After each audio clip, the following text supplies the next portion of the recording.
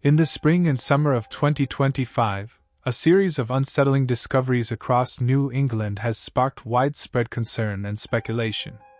At least 13 sets of human remains, primarily those of women, have been found in Massachusetts, Connecticut, and Rhode Island, in locations ranging from dense forests to rivers and coastal areas. At first, each case seemed isolated, an unfortunate tragedy explained by circumstance. But as the weeks passed and the number of bodies grew, speculation started to swirl. The frequency and geographic clustering of these findings have fueled theories of an active serial killer operating across state lines. A notion amplified by social media platforms, where thousands discuss potential connections to historical cases and patterns. Is a predator stalking New England right now? Or is the truth more mundane, each case separate and tragic but unconnected?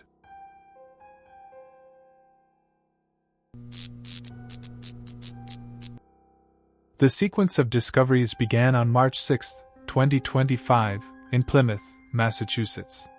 In the dense woods off Route 3, a human skull was found, partially exposed, possibly by natural elements or wildlife. The remains could not be immediately identified for age or gender.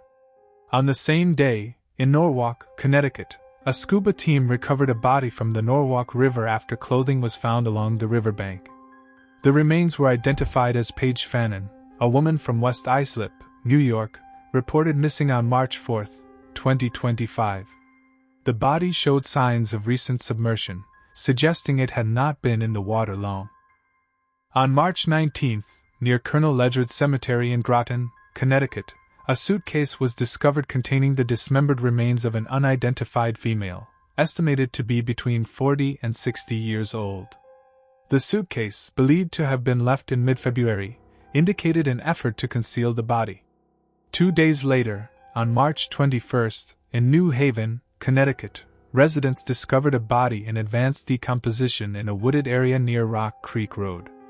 Identification confirmed the remains as those of Denise Leary, a 59-year-old woman missing since September 2024, known to have suffered from paranoid schizophrenia. On March 26, in Foster, Rhode Island, searchers located the body of Michelle Romano, a 56-year-old woman missing since August 2024, in a remote wooded area. The remains, exposed to the elements for months, suggested a prolonged period before discovery. On April 9, in Killingly, Connecticut, human remains, likely those of a female, were found in a secluded area.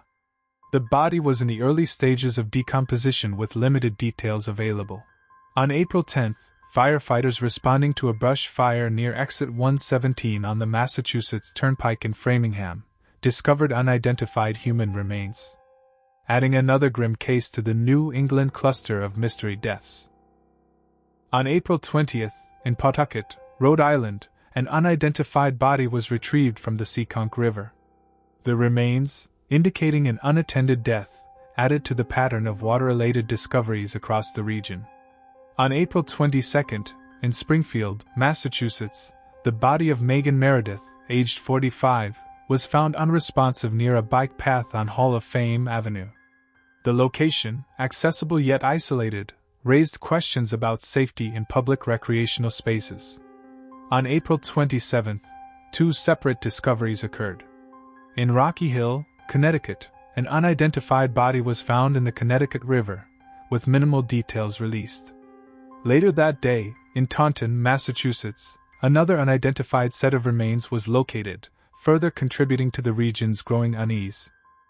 On May 30, in New Haven, Connecticut, the body of Jasmine Wilkes, aged 34, was discovered in Edgewood Park.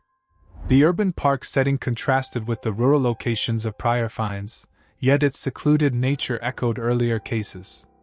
On June 1, in Milton, Massachusetts, a passerby found the body of Adriana Suazo, a 21-year-old woman, in a wooded area near Central Avenue. Described by her family as vibrant, her remains showed no immediate signs of trauma, deepening the mystery of her death. One by one, names and places filled headlines. To this day, at least 13 bodies have been discovered across the region. Each case carried its own circumstances, but together they created a story too chilling for many to ignore. The theory of an active serial killer has emerged from several compelling factors. The geographic clustering of the discoveries, all within a 100-mile radius across Massachusetts, Connecticut, and Rhode Island, suggests a pattern to many observers. The proximity of many sites to major highways, such as Interstate 95, or Route 3, or to waterways like the Connecticut and Seekonk rivers, has led to speculation about a mobile perpetrator, possibly using these routes for quick disposal. Theories circulating online often point to a truck driver or someone familiar with the region's infrastructure. The rapid succession of discoveries, particularly in March and April 2025, has been described as statistically unusual, prompting comparisons to historical cases like the Connecticut River Valley Killer, active in the 1970s and 1980s, who targeted women in similar remote locations. The victim demographics further drive the speculation.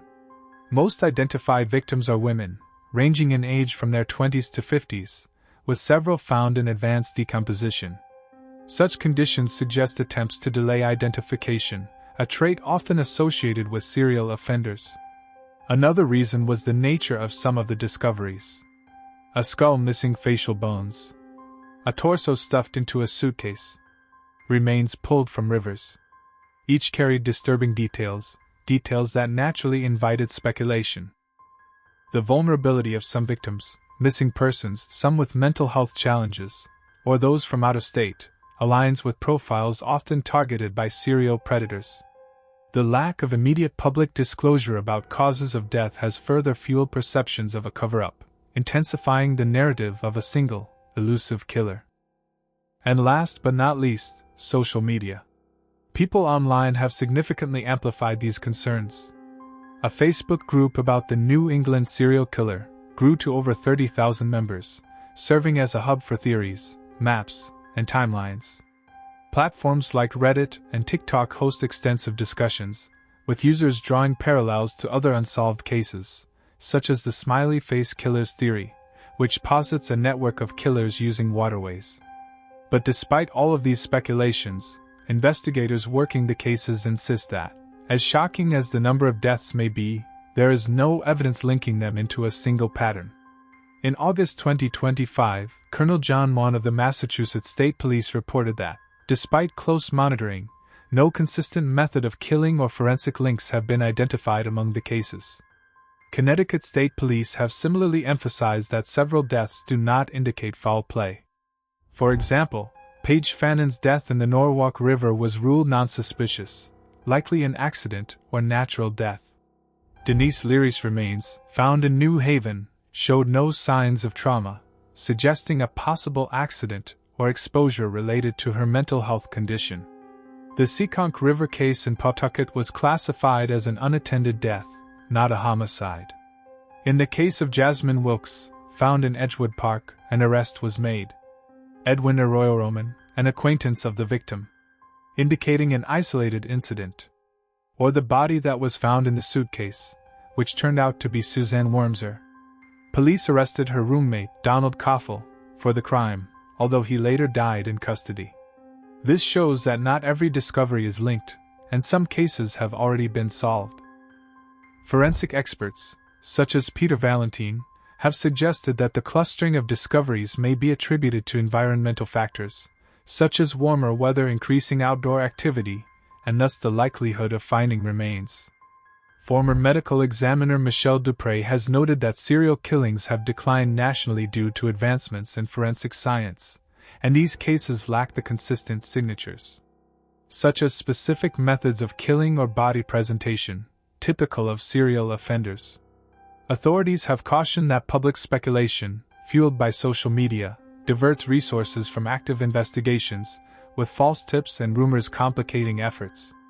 Law enforcement agencies have urged the public to avoid panic, stating there is no evidence of a public threat from a connected series of killings. Police also note the lack of consistent patterns. Victims vary widely in age, from their 20s to late 50s. Their genders differ. The methods of death, where known, do not match. To professionals, these inconsistencies matter.